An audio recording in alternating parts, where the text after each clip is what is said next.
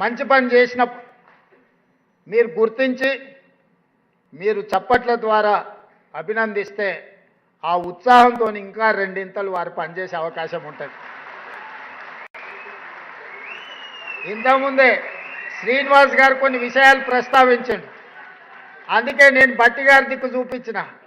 ఆయనది ఖమ్మమే, ఈయనది ఖమ్మమే, నాది ఖమ్మమే, నీది ఖమ్మమే. మరి మనకు కావాల్సిన నిధులు వారి నుంచే వస్తాయి కాబట్టి అందుకే నా వైపు తిరిగి నమస్తే పెట్టడానికి పోతే అటువైపు పెట్టమని అటు చూపించిన.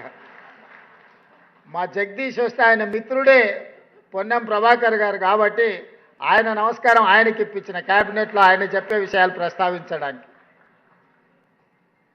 నేను గుంపు మేస్త్రినే. చాలామంది అవహేళన చేస్తారు. నేనేమనుకోను, నేను గుంపు మేస్త్రిని. ఈ గుంపు అంతా నాది, గుంపుకు నేను మేస్త్రిని. ఈ గుంపు అంతా నాది, ఈ గుంపు నాది. ఈ గుంపే కదా నా బలము, ఈ గుంపే కదా నా ప్రతిష్ట, ఈ గుంపే కదా నా సంక్షేమాన్ని, నా అభివృద్ధిని ప్రజలకు తీసుకెళ్లేది. పేద ప్రజలకు మా ప్రభుత్వానికి వారధులు బ్రిడ్జ్ ఈ గుంపే కదా. అందుకే నేను గుంపు మేస్త్రిని అని చెప్పిన. కొంతమంది గొప్పలు చెప్పుకుంటారు, మేము దొరలమని, మా గడీలు ఉన్నాయని. అట్లాంటి పోకడలు నా దగ్గర ఏం లేవు.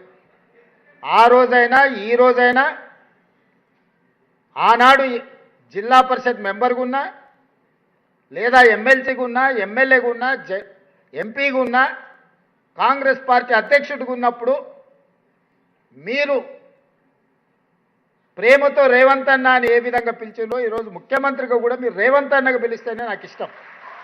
ఇది శాశ్వతం. మిగతా అన్నీ వస్తుంటాయి, పోతుంటాయి. జెడ్పీటీసీ వచ్చింది, అది పోయి ఎమ్మెల్సీ వచ్చింది, అది పోయి ఎమ్మెల్యే వచ్చింది, అది పోయి ఎంపీ వచ్చింది, అది పోయి ఈరోజు ముఖ్యమంత్రి వచ్చింది. నా హోదా, నా పదవి మారొచ్చు, కానీ మీకు నాకు ఉన్న అన్నదమ్ముల అనుబంధం అనేది శాశ్వతం. అందుకే మీరు రేవంత్ అన్న అని ఏ ఉద్యోగం పిలిచినా, నేను ముఖ్యమంత్రి అయిన కొత్తలో మా అధికారులు కొంతమంది మీ ప్రతినిధులు వచ్చి రేవంత్ అన్న అని మాట్లాడుతుంటే, సార్ వాళ్ళకి మనం సార్ అని పిలవమని చెప్పాలి అన్నారు. అంటే నేను చెప్పిన అట్లా చెప్తే నీ ఉద్యోగం పోతుంది మొదల అని. సార్ అనో దొర అనో పిలిపించుకుంటే పిలిచేటోడు మనసులో అనుకుంటాడు, దొరుకుతావు కదా బిడ్డ అని. అన్నాన్ని పిలిచిండంటే అది ఇష్టంతోనో ప్రేమతోనో పిలిచిన పిలుపు. నాకు అదే ఇష్టం. మీ సోదరుడు ఈరోజు తెలంగాణ రాష్ట్ర ముఖ్యమంత్రిగా ఉన్నాడు. నేను మాట వరుసకి మాట చెప్పట్లే. నేను సంపూర్ణంగా నా మనసులో అనుకునేదే ఈరోజు మీతో చెప్తున్నా. నాకు ఒక బాధ్యత ఉంది, మీకు ఒక బాధ్యత ఉంది. మనందరం కలిస్తేనే 4 కోట్ల ప్రజలకు సేవ అందించగలం, సంక్షేమ ఫలాలను చేరవేయగలం. ఈ తెలంగాణ రాష్ట్రాన్ని దేశంలోనే నెంబర్ 1 రాష్ట్రంగా మనం తీర్చిదిద్దగలం. ఇవాళ మీరే ఆలోచన చేయండి. మారిందల్లా మా 17 మందిమే. ఉన్నది మీరే. ఎమ్మెల్యేలు, ఎంపీలు దాదాపుగా 50% పైగా పాతోళ్ళే గెలిచి ప్రభుత్వ నిర్ణయాలు చేసే 15 మంది మాత్రమే మారినాం.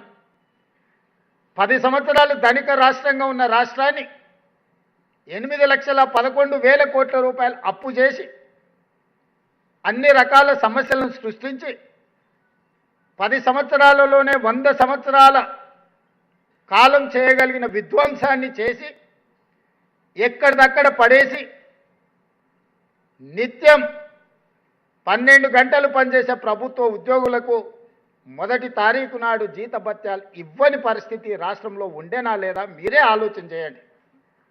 నేను ఒక్క మాట అడగదలుచుకున్నా మిమ్మల్ని. డిసెంబర్ 7, 2023 నాడు ప్రజాపాలన ప్రభుత్వం బాధ్యత తీసుకోకంటే ముందు డిసెంబర్ 1 నాడు మీకేమైనా జీతాలు వచ్చిండేనా మీరు ఒక్కసారి ఆలోచన చేయండి. విడతల వారీగా మీరెక్కడనో విధిలేని పరిస్థితుల్లో ఇన్స్టాల్మెంట్లల్లో మీరు ఇల్లు తెచ్చుకోనో, పిల్లల చదువుల కోసం తెచ్చుకోనో, లేకపోతే ఆరోగ్యం కోసం, తల్లిదండ్రుల ఆరోగ్యం కోసం మీరు లోన్లు తెచ్చుకొని ఇన్స్టాల్మెంట్లు మీరు కట్టుకుంటుంటే మీ యజమాని కూడా మీకు జీతాలు ఇన్స్టాల్మెంట్లలో ఇచ్చే పరిస్థితి ఉండే ఆ రోజు. ఏ రోజు కూడా 10 తారీఖు కంటే ముందు మీకు జీతాలు వచ్చే పరిస్థితి లేదు. మొత్తం జీతం ఒక్కసారి కూడా వచ్చే పరిస్థితి లేదు. వెనకటికి ఎవరు అనేది మేం పఠాన్లకు బాకీ, మాకు పకీర్లు బాకీ అని. రాష్ట్ర ప్రభుత్వం యొక్క పరిస్థితి మొత్తం గందరగోళం.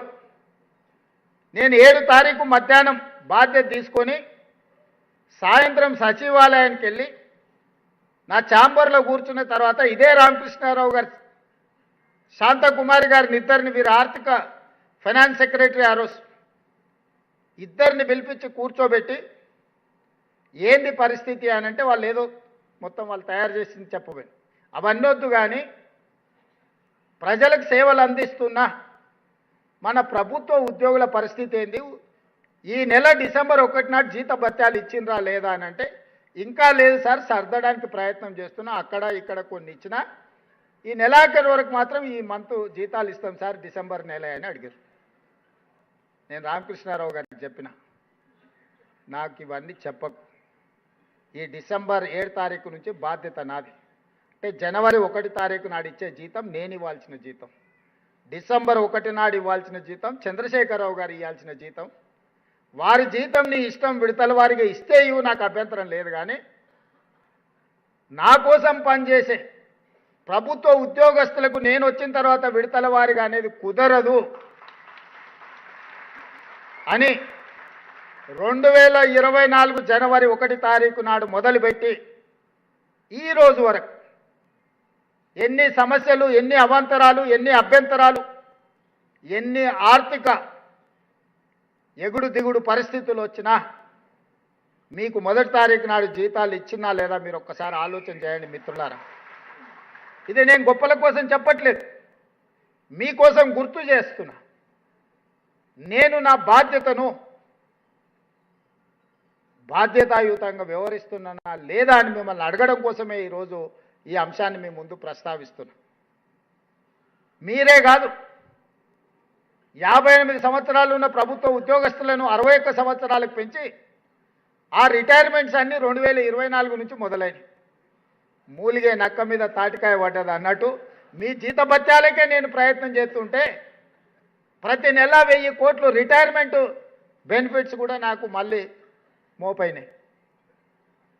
మా జగదీష్ కలిసినప్పుడల్లా 35 ఏళ్ళు సేవ చేసిరు సార్, పిల్లల పెళ్ళి ఉండే, ఆరోగ్యం లేదు, ఆపరేషన్ ఉంది, రిటైర్మెంట్ బెనిఫిట్స్ ఇవ్వకపోతే ఎట్లా సార్ అంటాడు.